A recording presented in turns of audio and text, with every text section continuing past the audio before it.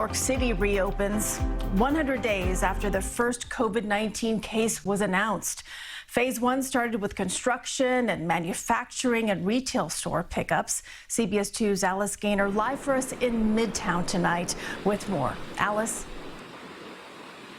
Christine, some people went back to work today for the first time in months, but before they could get their workday started, they had to, of course, get there somehow. And with the subway now reopened to the general public, the question is, did people take it?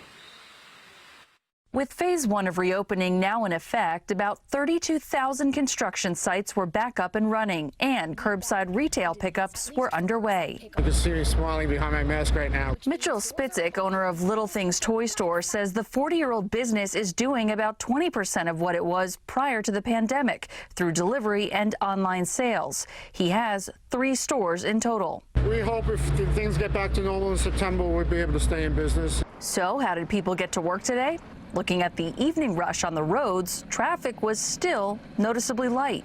On the highways, usually you don't see any cars, but now, you see more cars, you see more people outside. Some went underground for the first time in months. First time after 3 months, yeah. And what did you think?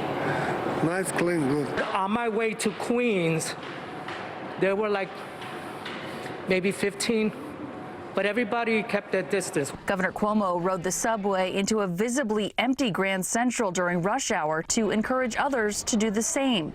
MTA ridership dropped more than 90% during COVID-19. Before the pandemic, we were moving 8.5 million people a day.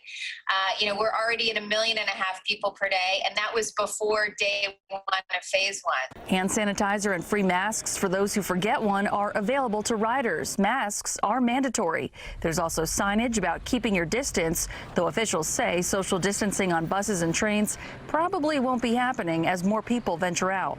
The system is still shutting down between 1 and 5 a.m. for cleaning, and there's no date yet for the return of 24/7 service.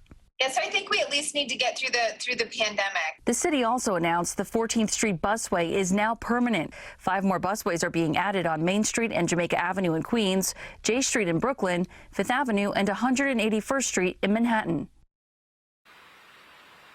And those added busways are being tested out. It is a pilot program. As for just how many people took buses and the subway today, those numbers won't be out until overnight. And when it comes to mask enforcement in the subways, the MTA says they won't have people checking per se, but they believe people who don't wear masks will just have to deal with the dirty looks from other passengers.